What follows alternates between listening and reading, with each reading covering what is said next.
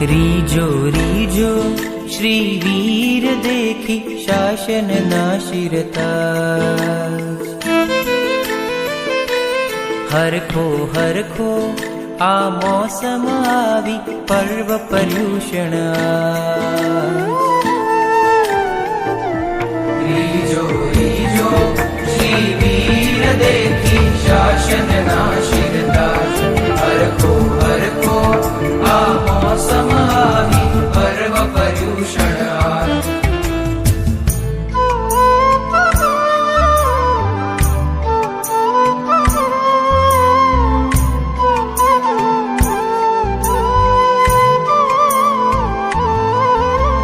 प्रभुजी देवे परशदमाहे उत्तम शिक्षाए।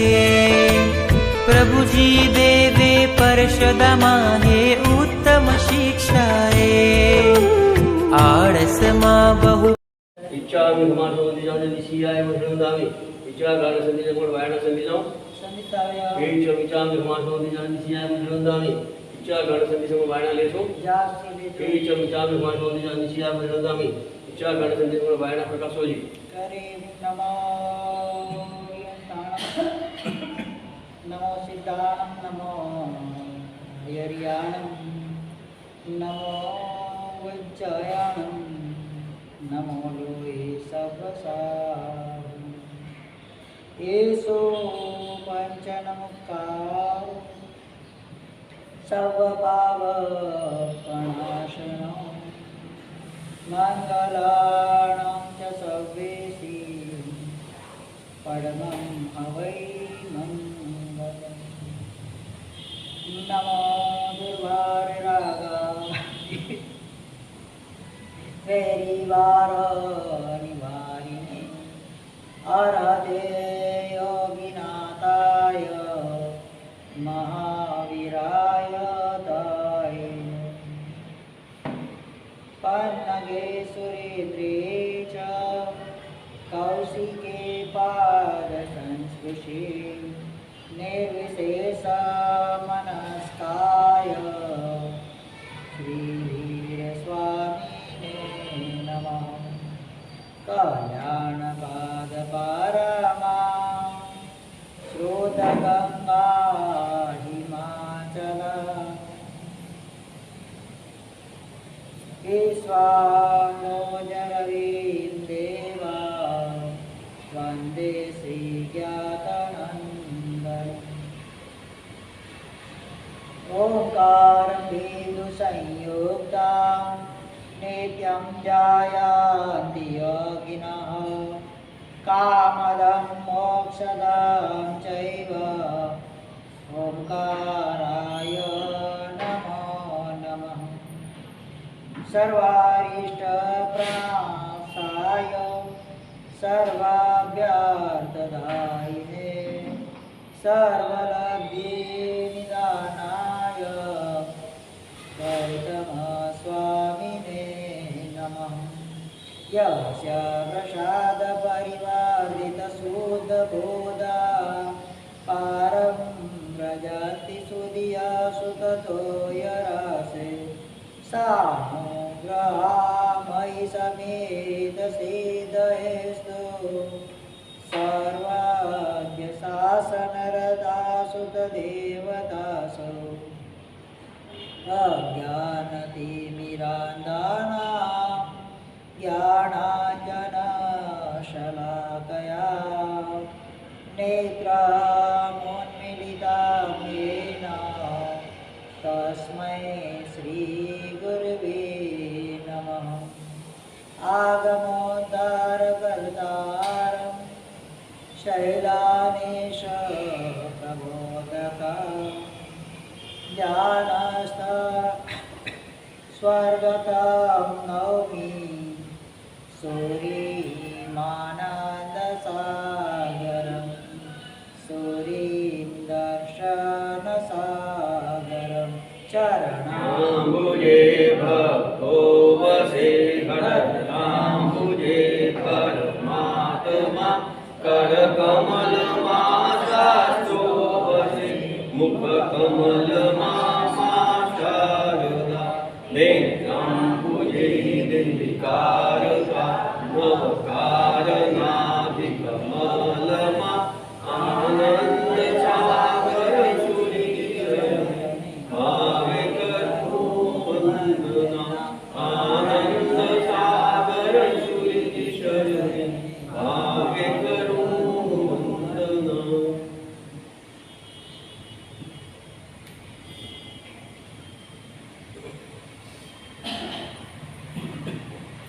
हमें ज्ञान दे देता परमात्मा।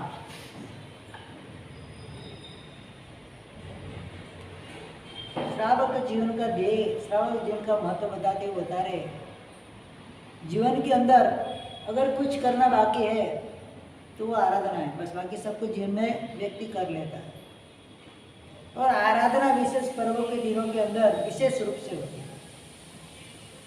मन उत्साहित तभी होता है।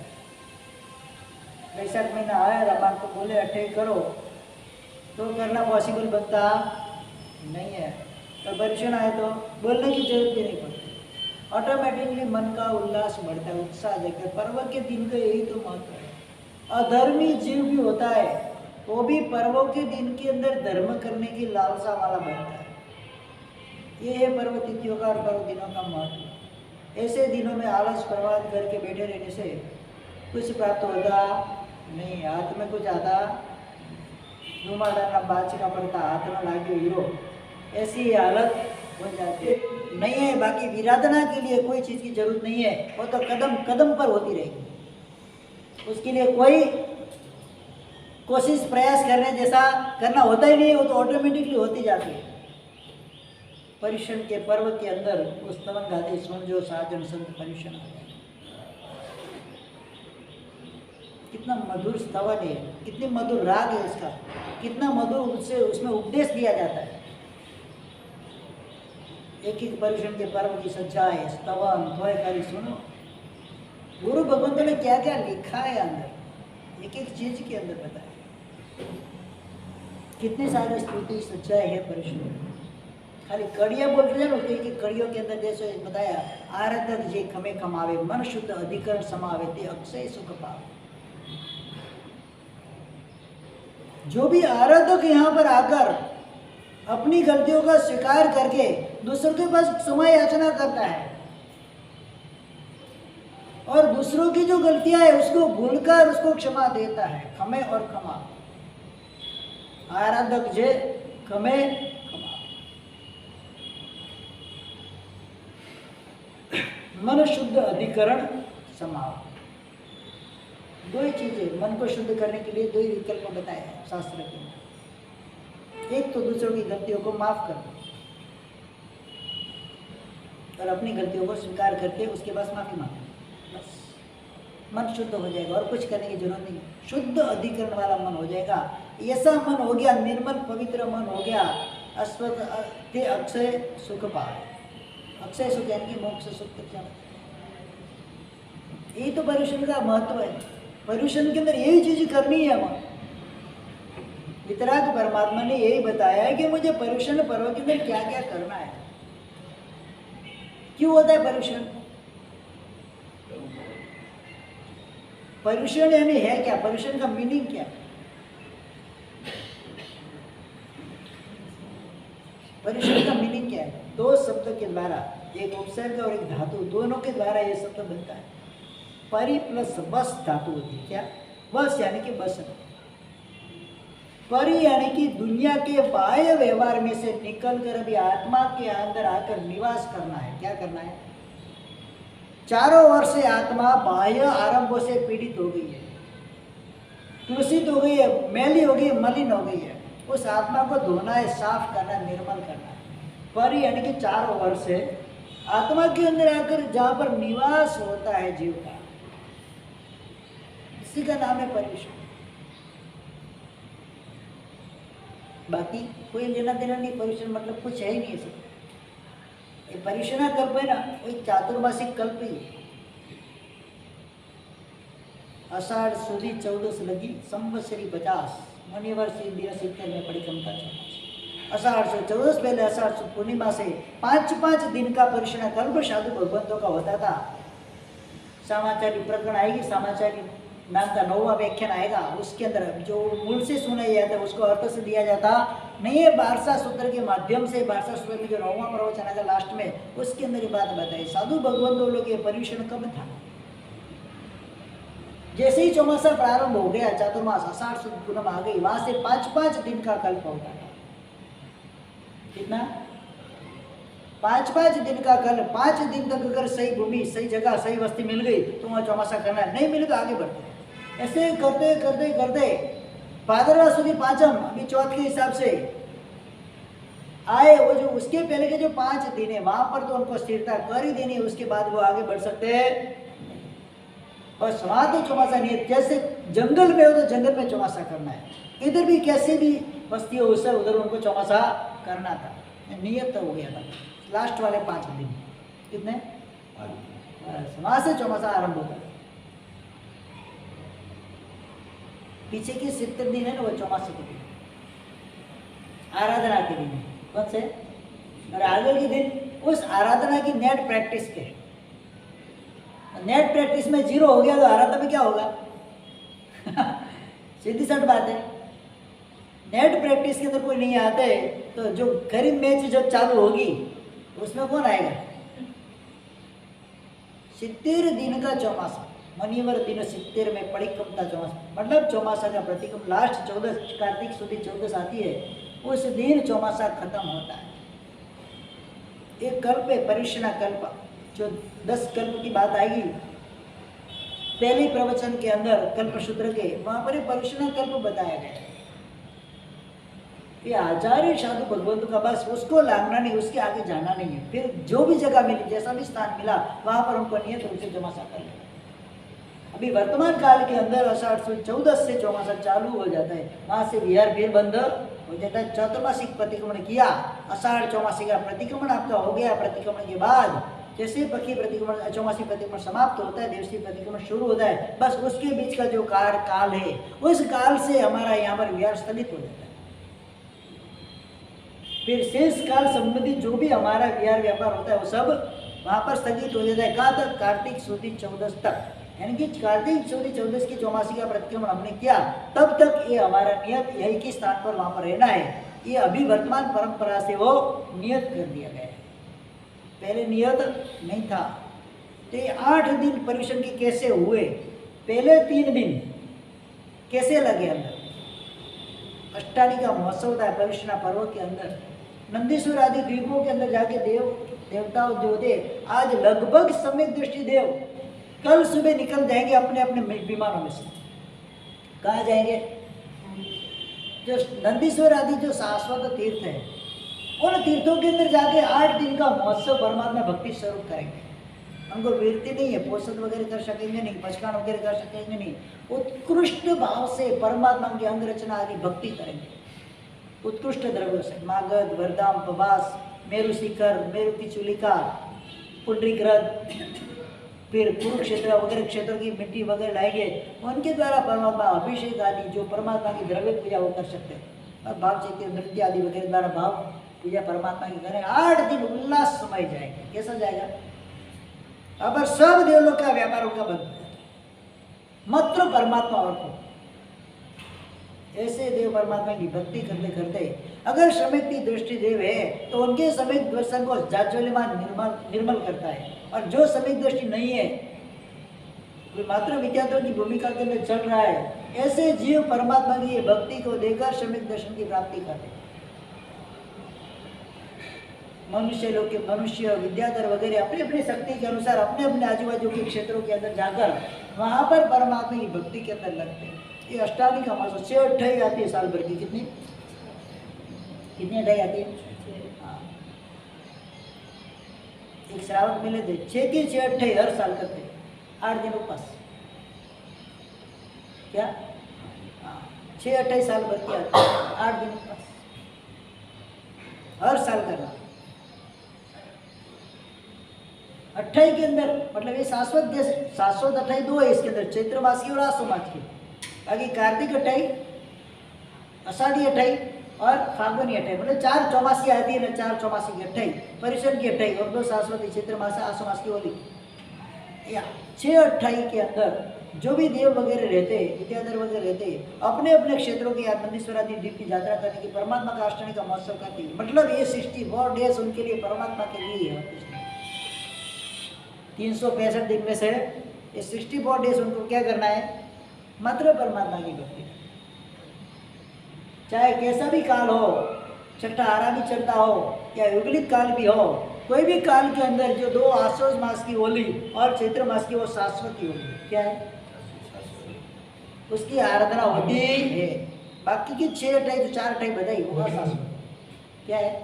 प्रवचन में मोबाइल यूज मत करो, बाहर जाओ, अगर आता तो बाहर जाओ, अच्छा नहीं लगता है। वहाँ पर ये चीज बताए 6 अठाइयाँ, ये 28 धर्म की आराधना हमको करनी, अष्टानी का महोत्सव करना। तो पर्युषणा कल्प के अंदर पहले 5 दिन था, कितने 5 दिन का पर्युषण था, तो 3 दिन एक्स्ट्रा जुड़े आराधना के लिए, उसकी पूर्व भूमिका के लिए। तो यहाँ पर क्या करना, तो 3 दिन का महत्व समझाने के लिए पहले दिन 5 कर्तव्य बता दी। पर्युषणा के अंदर करने योग्य श्राव को कितने कर्तव्य आते हैं, कौन से आते हैं बताए, कौन से 5 कर्तव्य। सबसे पहला श्रावक की माता जैना, क्या, जीवदया। सबसे पहला कर्तव्य कौन सा, हमारी प्रवर्तन। हमारी मतलब किसी जीव को मारना नहीं, उसकी प्रवर्तना कराना। कोई जीव की हिंसा नहीं होनी चाहिए। ऐसा प्रघोष, ऐसा घोष बजता है पूरे शासन के अंदर। कुमारपाल महाराजा के शासन, जब राजा थे 18 देश के अधिपति, कितने 5 खोड़ी ने पुरडे पाम्या देश, राजा कुमारपाल न वर्त्यो 18 देश के अंदर हमारी की घोषणा हो जाती है। 8 दिन कोई भी व्यक्ति जीव हिंसा नहीं करे, विराधना कम से कम हो ऐसा प्रयास होता था। दलना, खाना, लिपना, कूटना, भरना, वो सब कुछ जो व्यापार था, आरंभ समारंभ के जो व्यापार, फैक्ट्री वगैरह जो थे, आरंभ समारंभ, बड़ा आरंभ समार, एकाल में, वर्ण में, साड़ी में, बारी में, थोड़ी में, जंत पिलन में, निरंजन में, दबक दाना, सरदल, असे पोषण, ये जो व्यापार थे 8वें अतिचार के अंदर जो आते, 7वें अतिचार में, 7वें अतिचार के अंदर, ये सब पाप व्यापार का श्रावक के जीवन के अंदर क्या है, वो नहीं करते थे व्यापार। 8 दिन तो क्या करना है, 8 दिवस लगे अमर पड़ा हो दान सुपात्रे। बिल्कुल आराधना कम होए तो चल सकता है, विराधना से बचना। पर्व क्या समझाते हैं, यथाशक्ति आराधना के अंदर जुड़ना है। आराधना कम ज्यादा होगी चलेगा, विराधना से बचना। पर्व के दिनों को यही महत्व है, मुझे विराधना के अंदर लगना। कृष्ण महाराजा की बात आती, मैंने पहले बताया भी था, देव उठी एकादशी और देव कोडी एकादशी, मतलब इसका मतलब क्या है।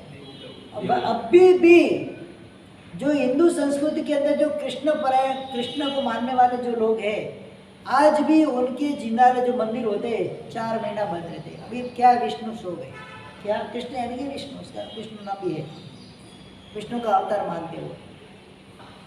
आषाढ़ सुद 11 के दिन उस मंदिर को ताला लग गया था। कार्तिक सुद 11 का मतलब 4 महीना वहाँ पर उनको बाहर निकलना। तो कृष्ण महाराज को खुद को नियम था, कैसा भी भारी से भारी कारण आ जाए, मरणांत उपसर्ग भी आ जाए, तो 4 महीना अपने महल में से बाहर निकलना। 3 खंड के अधिपति कृष्ण महाराज, कितने, हाँ, अपन 3 घर के 3 लोग के भी अधिपति नहीं है, 3 खंड के अधिपति कृष्ण महाराज। कितना काम होता होगा उनको, कितने लोगों को संभालना, कितने राजाओं को संभालना होता था उनको। उनका भी नियम था, चतुर्मास के 4 महीना तो घर से, महल से बाहर नहीं निकलना, विराधना के कारण। किसके कारण, महल से बाहर नहीं निकलना। वाहन का, महल से बाहर निकला तो यंत्र वाहन का उपयोग करना है ही नहीं, पाँव में जूते भी पहनने है नहीं, ऑटोमेटिकली नियम के ऊपर नियम पल जाते हैं। कुमारपाल महाराजा हेमचंद्र सूरी महाराज साहब के पास उन्होंने धर्म पाया 60 साल की उम्र में, कितने 60 इयर्स। जब उनकी उम्र 50 साल तो जंगल में भटके थे, क्योंकि उनका जो चाचा था अजय पाल वगैरह, चाचा के सचेरा भाई, उसको मारने के पीछे दौड़ा, जंगल में भटकते थे। हेमचंद्र सूरी महाराज साहब को पाकर उनका उद्धार हुआ, राजा बने हुए। उनका भी नियम था 4 महीना नगर से बाहर नहीं जाना। क्या उस समय दिल्ली के ऊपर किसका राजा? अकबर का ही शायद, हाँ अकबर का नहीं, बाबर, क्या कुछ कह सकते, किसका मतलब राज चल रहा था उधर, मुगल साम्राज्य था उस समय। तो वो युद्ध लेकर आया पाटन के अंदर कि भी कुमारपाल महाराज तो नगर से बाहर निकलने वाले, अच्छा मौका है। क्या है? पूरे नगर को घेरा डाल दिया। पाटन नगर जो राजधानी थी, वो पाटन नगर को घेरा डाल दिया वो मुगल सम्राट ने। अब क्या करना? बाहर से कोई अंदर नहीं आ सकते, अंदर से कोई बाहर नहीं जा सकते। उस समय कलिकाल सर्वज्ञ आचार्य हेमचंद्र श्री मालिका चातुर्मास की पाटन में कुमारपाल मार गया। किसके पास जाना? विपत्ति आए तो किसके पास जाना? नगर के ऊपर संकट आ गया है, पूरे राष्ट्र का संकट है। क्या करना? सिद्धे उपासना के अंदर गुरु भगवत के पास, संकट मेरे ऊपर नहीं आया, जिन शासक के ऊपर संकट आया। जो करना है आपको करना है, मुझे कोई लेना देना नहीं है। कितना विश्वास गुरु तत्व के ऊपर होगा, धर्म तत्व के ऊपर कितना विश्वास है। आचार्य भगवान ने बोला जाके सो जा, काम हो जाएगा। क्या कब तक काम हो जाएगा? साधना के अंदर बैठ के रात्रि के अंदर आचार्य भगवान अपनी साधना के अंदर लग गए। और राजा को जो आया था बाहर, उसको पलंग समेत उठाए उधर से, जो उधर से निकटवर्ती जो अधिष्ठायक देव थे, पलंग समेत उठाए हेमचंद्र महाराज के सामने लाके उसको खड़ा कर दिया। बराबर साधना कर रहे, पूरे पलंग के साथ उठा के लेके आए उसको, उधर रख दिया। अब क्या करना है? तो फंस गया वो राजा ही नहीं तो प्रजा, उसकी वो सैन्य क्या करेगा? कुमारपाल महाराज को बुलाया, क्या करना है कि चातुर्मास के दिन चल रहे, 4 महीना उसको बाहर रखना नहीं, रखो इधर ही के। उसने माफी मांग ली, चला गया वापस, छोड़ दिया उसको। तो ये चीज होती थी, शक्ति गुरु भगवंतों के अंदर होती थी, अच्छे अच्छे काम वो कर सकते थे। लेकिन सामने श्रावकों की भक्ति भी इतनी होती थी, कोई ऐसे वैसे श्रावक नहीं थे। तो कुमारपाल महाराज हेमचंद्र स्वामी महाराज के बोल के ऊपर 18 देश के अंदर हमारी का प्रवर्तन करा। तेरे राज्य के अंदर इंसान नहीं चाहिए, तब थी गुरुदेव, हो गया काम। खुद तो नहीं करते थे। कुमारपाल महाराज के युद्ध के घोड़े होते थे, घोड़े, हर घोड़े के ऊपर एक कुंजड़ी बांधी हुई रहती थी। क्या? जब भी घोड़े ऊपर किसी भी सैनिक को बैठना, घोड़े की पीठ को पूछ कर बैठना। सूक्ष्म जीव दया का पालन। परिश्रम के पर्व यही समझाते हैं। मुझे आराधना के अंदर में विराधना नहीं होनी चाहिए। आराधना कम होगी तो एक बार चल सकता है, अवसर मिले दूसरी बार आराधना कर सकते, लेकिन जीव से एक बार अगर विराधना हो गई तो उसका फल भुगतने के लिए तैयार है।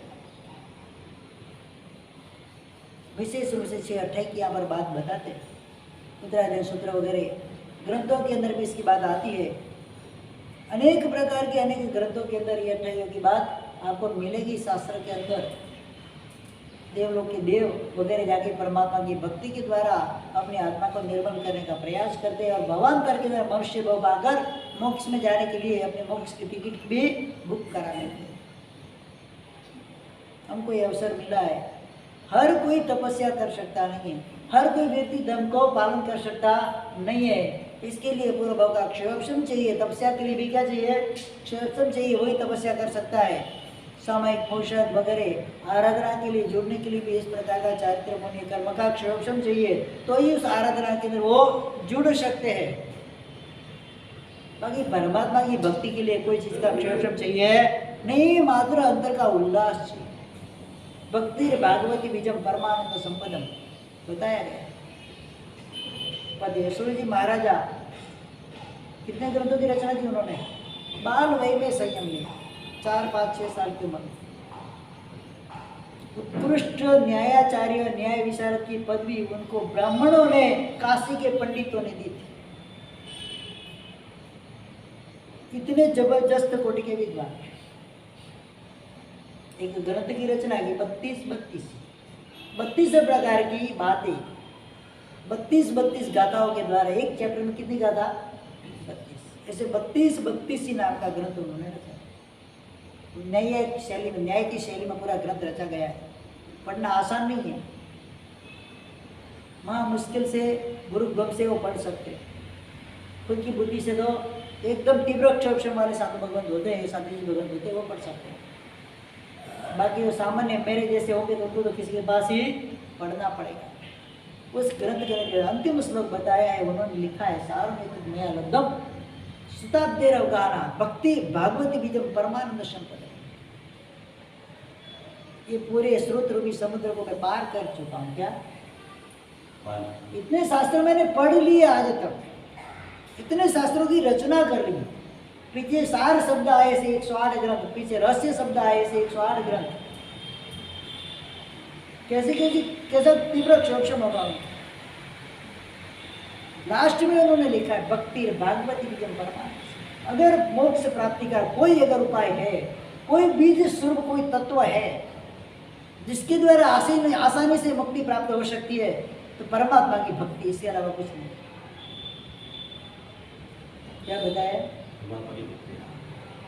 ये पर्युषणा पर्व विशेष रूप से परमात्मा की भक्ति के अंदर जुड़ने का पर्व।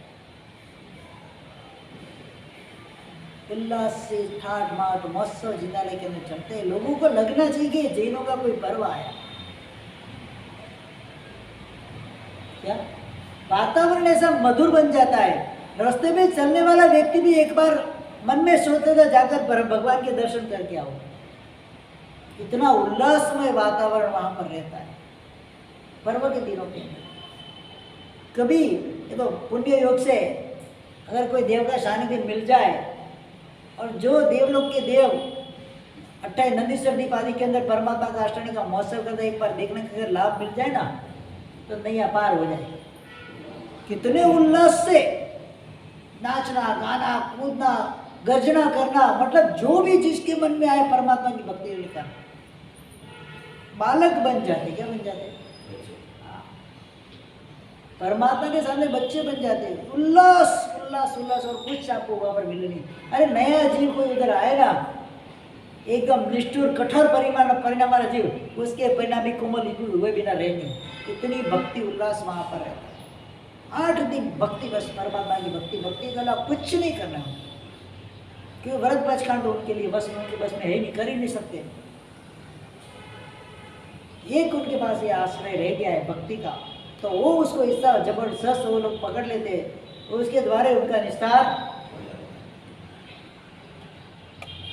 कल परिश्रम प्रारंभ होगा, करने वाले 64 परिपोषित करेंगे 8 दिन तक करते। कई ऐसे श्रावक है वर्षों से एक दिन भी गैप होता नहीं है। 8 दिन पोषित करना तो करना, 8 दिन सब प्रकार का व्यापार, कुछ नहीं चाहिए, घर से कोई लेना देना नहीं। 8 दिन का तो साधुपना मुझे, उसका आस्वाद मुझे, वीरति धर्म का, चार्य धर्म का उसका आस्वाद मुझे लेना, उसका स्वाद मुझे चखना। 8 दिन सुबह 5 बजे, कल देखना कई कई जगह भी कितने, कई कहीं में 50-100 रुपये पोषण में, कभी 100 मिल जाएंगे, 2-4-10 तो लगभग संघ में मिल जाएंगे। क्यों? बस ये आराधना है। अब संसार संबंधी सभी प्रवृत्तियों का क्या और कुछ नहीं। अभी भाव धर्म के अंदर आना है। द्रव्य धर्म पूरे साल भर बहुत कर लिया। चारित्र धर्म की आराधना भाव धर्म सब। हमको परमात्मा की पूजा करने की आवश्यकता है। करते हैं कभी कोई साधु साथी भगवत पूजा करते? अंतिम पूजा कब करी? दीक्षा के मंडप के अंदर कब करी? हाँ, इसके बाद करते हैं जीवन दर पूजा। अंतिम द्रव्य पूजा कहाँ पर होती है? समावसन के अंदर, जहाँ पर दीक्षा का प्रसंग है, दीक्षा का मंडप है, वहां पर अंतिम तीर्थकर परमात्मा की पूजा वो करते हैं। इसके बाद पूजा बंद हो जाती, द्रव्य पूजा बंद होती, भाव पूजा उसके बाद चालू हो जाती। फिर प्रति क्षण परमात्मा की पूजा के अंदर ही रहते। चाहे द्रव्य लेके, केसर लेके नवा की पूजा हम नहीं कर सकते, भाव से तो कर सकते, कर सकते कि नहीं? परिश्रम का जो आवश्यक आता है समस्या का कैसे करना है, एक विधि बताइए। आवश्यक कितना तिलक करें परमात्मा को? 9 अंक के ऊपर 13 तिलक होते हैं। कितने होते हैं? कौशक लोगस कितना होता है? 40। कितना होता है? पहले आदिनाथ भगवान को ले लो, मन के अंदर अंगूठे पूजा कर, एक अंगूठे एक लोग, दूसरे अंगूठे दूसरा लोग, इधर करके 9 अंक के 13 तिलक, 13 लोगस हो गया। गिनने की जरूरत ही नहीं है, खाली पूजा करते जाओ। भाव पूजा का लाभ भी मिलता है और मन एकाग्र भी बनता है और अपना कौशल भी होता है। तीसरे भगवान संभवनाथ भगवान आगे चौथे अभिनंदन भगवान स्वामी भगवान को मस्तक में तिलक करो, 40 लोगस पूरा। कितना? 40 लोगस अपना पूरा। गिनने की भी जरूरत नहीं है। ये उंगली हिलाते ना कौशल के अंदर, तो उसका भी भ्रमितांगुली नाम का दोष लगता है। उंगली भी हिलनी चाहिए, होठ भी हिलने चाहिए। मुंह से आवाज तो आने की संभावना ही नहीं है। दांत को जीभ का स्पर्श नहीं होना, इसका नाम है कौशल। मुंह बंद रहता है, दांत खुले रहते हैं, जीभ अपने अंदर स्थिर हो जाती है। मानसिक कौशल क्या है? ये वाचिक कौशल नहीं है। कायोत्सर्ग, काया का उत्सर्ग, काया को तो आपने वोसीरा दिया है, क्या कर दिया उधर?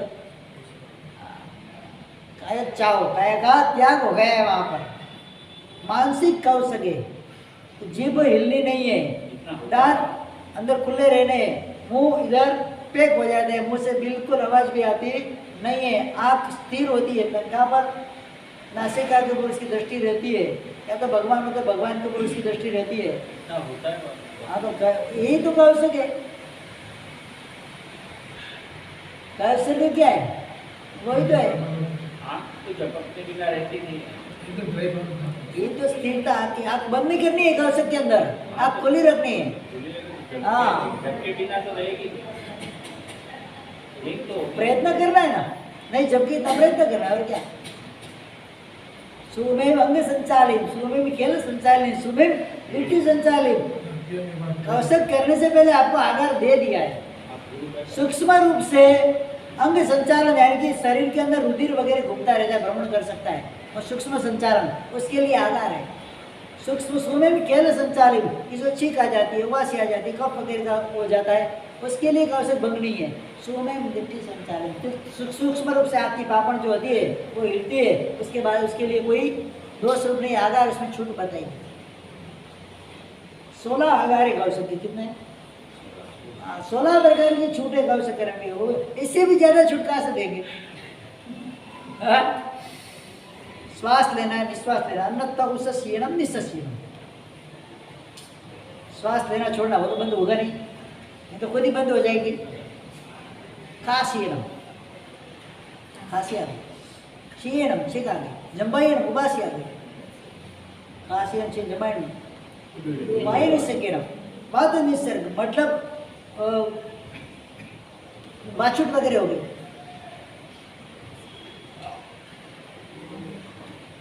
क्या आएगी? हाँ, ओडकार वगैरह आ गए, डकार वगैरह आ गए, तो उसको तो कोई रोक सकते नहीं। तो जो क्रिया रोकनी अशक्य असंभव है, ऐसी क्रिया के लिए सब आधार दिए गए, बाकी कोई नहीं। उसने क्या किया, वो कितना कौशल किया, वो बैठा कि नहीं बैठा, कोई लेना देना नहीं है। तो वो रहता ना कौवा, कौवा क्या करता है? सीधा खड़ा रहेगा नहीं, सीधा बैठेगा नहीं, इधर देखा इधर देखा। तो वो वायस दोष है, क्या बोलते हैं? वायस यानी कौवा। 19 दोष कौशल के जो बताए उसके अंदर ये वायस का दोष आता है। इधर उधर इधर भी मन अपना जाना नहीं चाहिए, मात्र परमात्मा के जो आप व्यक्त हुए भगवान को दृष्टि करो, या तो नासिका के ऊपर दृष्टि करो, बस इस प्रकार से कौशल के ध्यान करना। ये सब सीखने के लिए ही तो प्रवचन होते क्या? बाकी पाठशाला में जाकर तो सीखने वाला हो नहीं। एक माध्यम बाकी रह गया प्रवचन। तो प्रवचन के माध्यम से अलग अलग घटनाओं के द्वारा किस प्रकार से श्रावक जीवन को जीना है सब कुछ सिखा सकते हैं। श्राद्ध विधि प्रकरण नाम का ग्रंथ, उस ग्रंथ के अंदर श्रावक को पूरे दिन के दरमियान, पूरे साल के दरमियान क्या क्या करना है, कैसे करना है, पूरी की पूरी घटना उसके 4 के 5 प्रकार से उसको सब अलग अलग प्रकार से गुरु भगवंत ने बहुत मेहनत की है, पूर्वाचार्यों ने बहुत मेहनत की है। लेकिन ऐसे जो श्राद्ध विधि ग्रंथ है, हिंदी में भी उसका अनुवाद हो चुका है, गुजराती में भी उसका अनुवाद हो चुका है। एक बार तो अवश्य में पढ़ो, श्रावक क्या होते हैं उसका पता चले। खुद को श्रावक कहला सकूं ऐसी मेरी योग्यता है कि नहीं, वो ऐसे ग्रंथों को पढ़कर बता।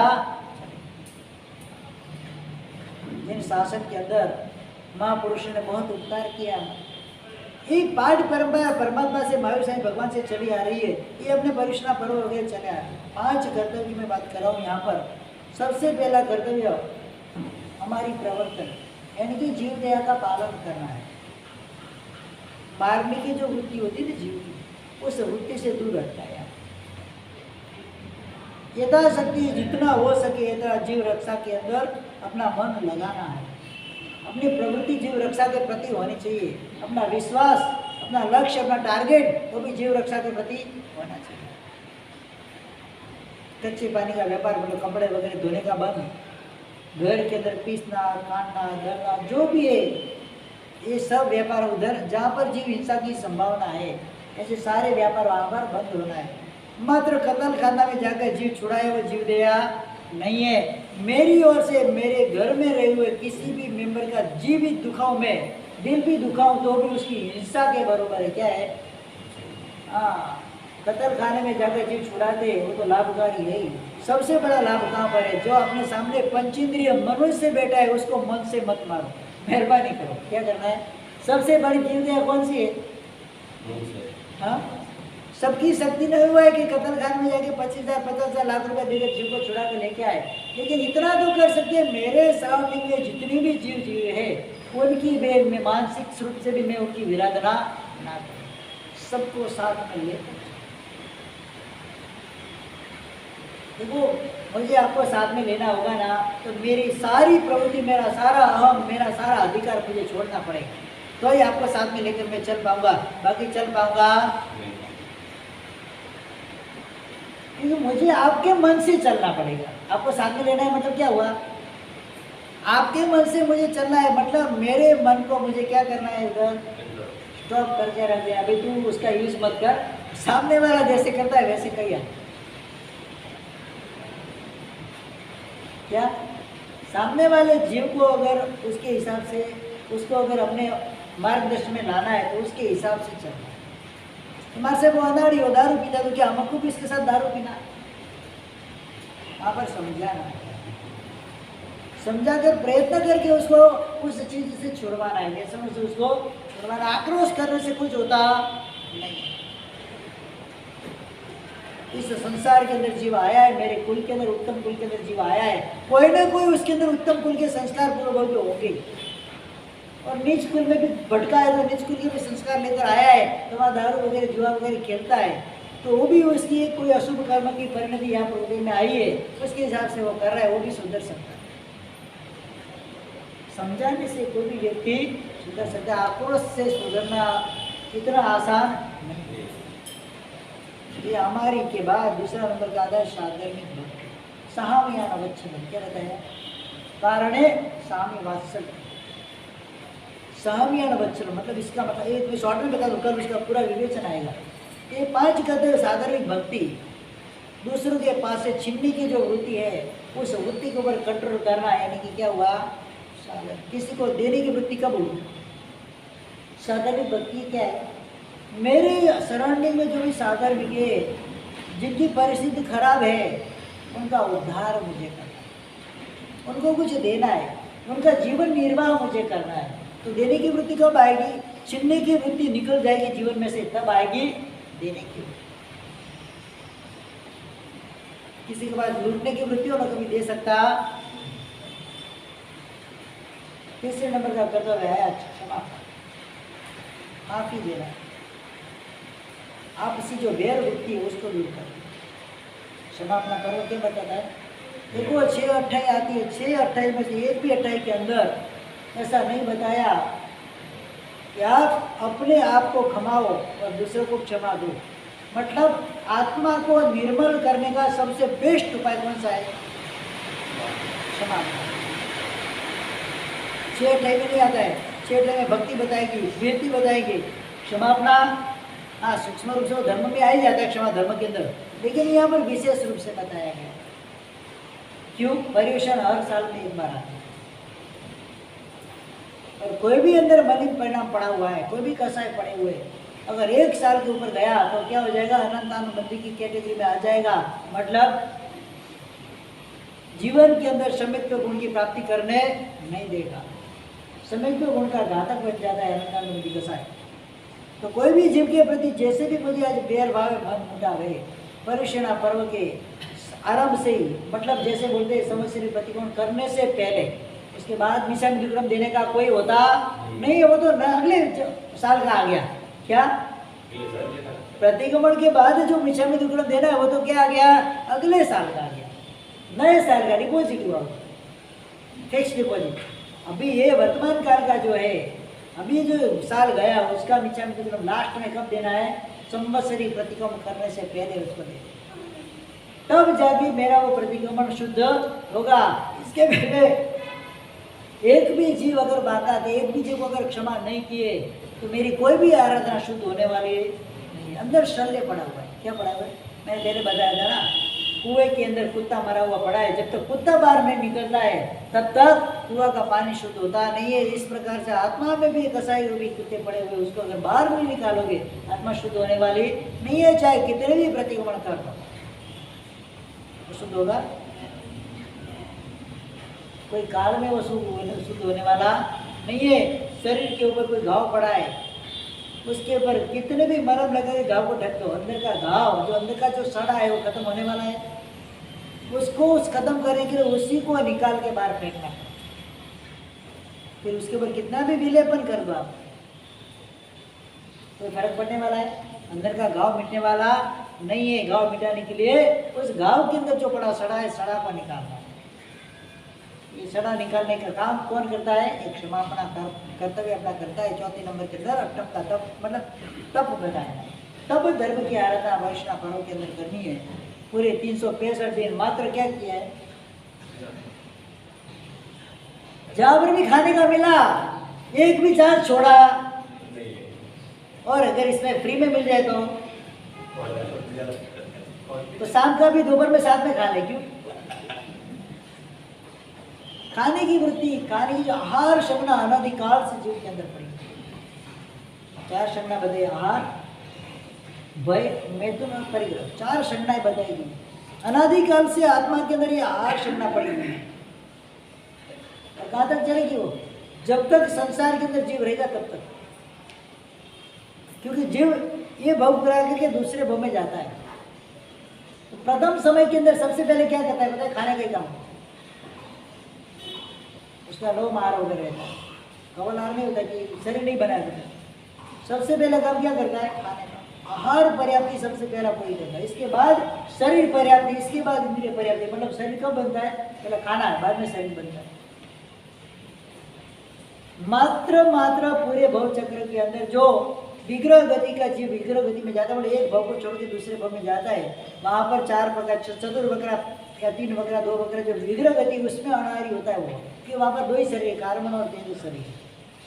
तीसरा अवधारी क्या विग्रह शरीर उसके अंदर नहीं है, तो इसके लिए वहां पर आहार ग्रहण करता नहीं है। बाकी के सब जितने भी समय, हर समय वो आहार ग्रहण करता। बोलते हैं ना दोहे के अंदर, नैवेद्य पूजा के दो में क्या बोलते हैं, अनाहारी पद में करया विग्रह गई दूर करीते दीजिए अनाहारी से। विग्रह गति के अंदर में बहुत बार अनाहारी पद कर लिया, मतलब जहाँ पर मैंने कुछ खाया नहीं, आहार ग्रहण नहीं किया। दोहे का मतलब भी क्या है, ये नैवेद्य में आपको चढ़ा रहा हूँ, मतलब क्या है, ये नैवेद्य चढ़ा के मैं आहार का त्याग कर रहा हूँ। क्या कर रहा हूँ, अब ऐसा मुझे त्याग दो, मेरे जीवन में ऐसा, मेरी आत्मा के अंदर ऐसा आहार का त्याग हो जाए कि मेरी आत्मा अनाहारी कायम के लिए बन जाए। 2-4 समय के लिए नहीं, क्या कायम के लिए मेरी आत्मा अनाहारी पद को ग्रहण कर ले, यानी कि शिव सुख के सिद्धि सुख को प्राप्त करे। वहां पर कोई शरीर ही नहीं है, 5 में से एक भी शरीर वहां पर मौजूद नहीं। कर्म ही नहीं है तो शरीर होने की संभावना नहीं है वहां पर। तो वहां पर मुझे अभी शाश्वत ऐसे अनाहारी पद को प्राप्त करना है। कैसा, जो अनंत काल मुझे खाने की आवश्यकता ही नहीं पड़े, एक समय भी मुझे आहार ग्रहण करने की आवश्यकता न पड़े। तो परमात्मा वो जो विग्रह गति के अंदर जो मैंने अनाहारी पद आज तक अनंत बार किए, कितनी बार ये विग्रह गति में कितनी बार गया, जितने भव किए इतनी बार गया। तो अनंत बार विग्रह गति में मैंने अनारी पद प्राप्त किया है, लेकिन वो क्या था, क्षण दो क्षण का, समय दो समय का था, ज़्यादा था नहीं, मुझे तो शाश्वत ऐसा अनारी पद चाहिए। तो ये अनारी पद की प्राप्ति के लिए तब धर्म की आराधना बताइए कि, और दूसरे नंबर के अंदर विशेष रूप में अगर आत्मा के ऊपर लगे कर्म की निर्जरा का कारण जो बनता है ना, वो तप ही बनता है। कर्मणाम तापनात् तप, क्या बताया है, जो कर्म को तपा देता है, कर्म को जला देता है, उसका नाम क्या है, तप। 12 प्रकार के तप धर्म की बात आती है, वो जितना कर्तव्य बताएंगे। और 5वें नंबर का कर्तव्य कल आएगा, उसका नाम है चैत्य परिपाटी। परमात्मा के जितना जिन चैत्य जुहारे है गुरु भक्ति विशाल, परमात्मा के चैत्यों को वहां पर जुहारना है। जितने भी संघ के अंदर अपने सराउंडिंग जहाँ पर अपन जा सकते हैं, ज़्यादा से ज़्यादा परमात्मा के दर्शन करें, ज़्यादा से ज़्यादा जिनालय में दर्शन पूजा वगैरह करने से अपने सामूहिक दर्शन को निर्मल करने के लिए, ये जो अपना अभी वर्तमान काल के अंदर जो चल रहा है, इसमें कोई टारगेट के बिना का लाइफ है। कैसा लाइफ है, टारगेट लेस लाइफ, इसमें कोई टारगेट है नहीं, लक्ष्य है ही नहीं कोई। तो ऐसी लाइफ को जीने से उसकी दूर, ऐसी लाइफ को अपने को एक लक्ष्य वाली लाइफ बनाने के लिए परमात्मा की भक्ति के अंदर जुड़ना है। चैत्य परिपाटी आदि के माध्यम के द्वारा विशेष रूप से अनेक जिनालय में जाके अपने द्रव्य को अर्पण करके परमात्मा की भक्ति वगैरह, ये 5 कर्तव्य पहले दिन के, दूसरे दिन में श्रावक को वर्ष दरमियान करने की कितने कर्तव्य है, कितने कर्तव्य का पालन करना है वर्ष में, 11 कितने कर्तव्य होते हैं, और 11 कर्तव्य के दूसरे दिन बात आएगी, जो बचा कुचा रहेगा तीसरे दिन पोषण का कर्तव्य, और 12 कर्तव्य में से 11 कर्तव्य में से जो भी बचा रहेगा उस कर्तव्य की अपन वहाँ पर लेंगे। और फिर चौथा दिन आया पड़वे के दिन, जन्म बच्चा है, उसके पहले का प्रथम अवकाण है धर्म सारथी पर, अमावस्या के दिन कल्प सूत्र का प्रवचन प्रावधान चालू हो जाएगा, और उसी दिन से परिक्षण कल्प रियल का चालू होता है। वहाँ पर 5 दिन कल्प सूत्र की 9 वाचना होगी, रोज की 2 वाचना, कितनी, इस प्रकार से 9 वाचना के द्वारा पूरा कल्प सूत्र आपको अभी वर्तमान काल के अंदर 1000 साल पहले घटना हुई थी, उस कल्प सूत्र में बात आएगी, उसके माध्यम से श्रावकों को सुनने का अधिकार मिला है। तो पूरा का पूरा कल्प सूत्र सुनना है। कल्प सूत्र सुवितम के सांभळे थईन एकदान प्राय अष्ट भवांतरे नए शिवरमा, 8 भव या 21 भव के अंदर अगर लगातार आपने 8-21 बार कल्प सूत्र का श्रवण किया लगातार, तो 8 या 21 भव के अंदर, प्राय अष्ट भव 8 भव के अंदर आपका सिद्धि गमन निश्चित हो जाता है। शुद्ध भाव से ये प्रवचन सुनने, आपको पूरा प्रवचन अप टू एंड, एक भी शब्द बाकी रखना नहीं है, नहीं कि प्रवचन चालू है आधे घंटे के बाद आए, प्रवचन पूरा होते हैं आधे घंटे के पहले रवाना हो गए, ऐसा करना नहीं है। पूरा प्रवचन आपको एक तान होकर सुनना है, क्योंकि ये सुनने को मात्र साल में एक बार ही मिलता है। वो भी पुण्यशाली से होते हैं। बताया था ना मैंने, मानो सत्तम सुई और श्रद्धा 4 दुर्लभ बातें बताई थी, मनुष्य बहु मिलना। इसके बाद श्रवण, धर्म को श्रवण करने का जो अपना पुरुषार्थ है, अपना जो लाभ है वो अगर मिलता है, तब जाके वो श्रवण भी कर सकते हैं। बाकी निष्पुण्य जीव धर्म का श्रवण भी कर सकते हैं नहीं है। अगर हम पुण्यशाली है तो ये 5 दिन का जो प्रवचन रहेगा, हमको अक्षर से एक अक्षर के स्वरूप में वो सुनना है। इस प्रकार से पर्व की आराधना करके कल प्रवचन का पहला दिन 5 बजे, जिसको भी पोषण देना है 5:30 बजे यहाँ पर आ जाना, क्योंकि लगभग 6-6:30 बजे तक सूर्योदय होता है। तो उसके पहले सूर्योदय के पहले पोषण लेना होता है। तो 5-5:30 बजे आओ, प्रतिकोण वगैरह पोषण देके अपनी आराधना में जोड़ना है। विशेष यथाशक्ति तप वगैरह के अंदर 28 वर्ष 28 नहीं हो तो 8 दिन का आमिल या तो 1, 2, 3 उपवास करके भी करने वाले। व्याख्यान 8:45 का टाइम कल रहेगा। कल का प्रतिक्रमण का समय 7:30 बजे रुपये, प्रतिक्रमण का समय रहेगा 7:30 बजे, प्रवचन का समय रहेगा 8:45 बजे, मतलब 9 बजे शार्प यहाँ पे चालू हो जाएगा। और औषध वगैरह जिसको लेना है तो सुबह 5 बजे 5:30 बजे जैसे उनके अनुकूलता आ सकते हैं। तो और एकाशना बैठना वगैरह जो भी तप वगैरह आपको करना है, कम से कम इतना हो सके तो 8 दिन कम से कम व्यासना पचना तो करना है। कितना? ताकि सब आपका काम आसानी से हो सके। तो एकाशना ही करना है। एक टाइम खाया मतलब सुबह शाम की छुट्टी, तो प्रवचन भी बराबर आ सकेंगे, प्रतिक्रमण में भी बराबर आ सकेंगे। अठई वगैरह जिसकी भावना होती है, जिसका उल्लास है, शक्ति है, तो अठई वगैरह के अंदर भी जुड़ सकते हैं, इसमें कोई वो नहीं है। तब धर्म का अक्षरक्षम जिसके होगा वही तब के अंदर जुड़ पाएगा। मैं कितनी भी कोशिश करूँ, अगर मेरा अक्षरक्षम नहीं है, मैं जुड़ पाऊंगा नहीं। तो विशेष रूप से तब धर्म के अंदर जुड़ना है, ज्ञान दर्शन चारित्र धर्म की आराधना करके मुक्ति पद को पाए। मिच्छा में तुम जो भी मैंने पहले कुछ बोला हो इसके बारे परिषद के पहले क्षमापना वगैरह, तो मन के अंदर ऐसा हो जाता है, भर जाता है तो बोल देता हूँ। मन में कोई ऐसा भाव नहीं है किसको कुछ बोलने का, लेकिन कभी ऐसा अवसर देखते हैं तो अच्छा नहीं लगता है, इसके लिए बोल लेता हूँ, बराबर है। और मुँह भी बोलता हूँ, किसी को पीठ पीछे बात करने की मेरी आदत नहीं है। जब बोलना है तो मुँह पे बोल देता हूँ। किसको बुरा भी लगा हो तो परिश्रम पर की आराधना करने से मेरी इच्छा में